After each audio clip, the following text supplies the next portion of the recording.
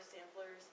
We built the display space for open storage for the samplers, which is why Jean Sautel had given us hers. So we now have about 35 samplers, and 30 of them, roughly 30 of them are Portsmouth samplers.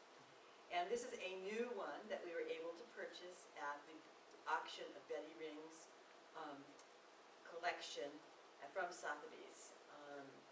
Betty Ring was probably the foremost collector of needlework, young girl needlework. She wrote several books on the subject, and she is has, I think, some form of dementia. She's still alive, but she wanted her collection to go out into the public. She didn't want it to all be, given to her heirs and so forth.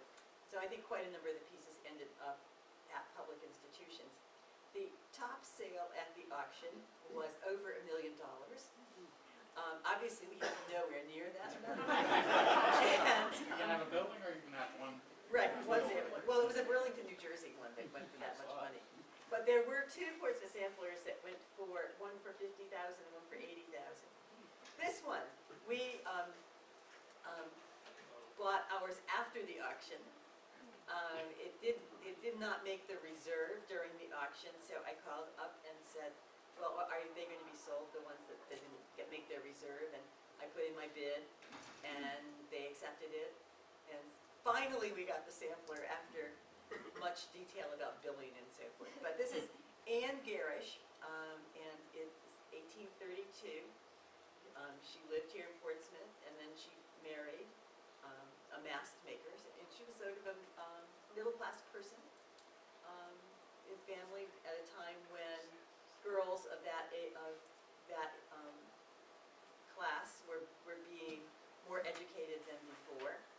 And this is related to two samplers we already have. We have the Harriet Dockham sampler, has one giant building and these same kind of lozenges on the outside, and trees like this. And then we have another one, Elizabeth Fabian Wiley, that has trees and a giant flower basket. So the three of them will hang together, so you can see the similarities. And we're not certain of the school where they were all made, or if they even, it's possible that, because Dockham was middle 1820s and this is 1832, could be the person who taught Dockham taught somebody else who then taught this person. So we don't know that yet. So I just wanted to share this item and some of the good things that we have been able to do with the Marilee Posner bequest over the about 5 years that we've had it. Each year we've done something new and exciting. And it was really quite exciting to go see the entire Betty Ring collection at Sotheby's. All hundreds of samplers and embroidery, girlhood embroideries all together, just like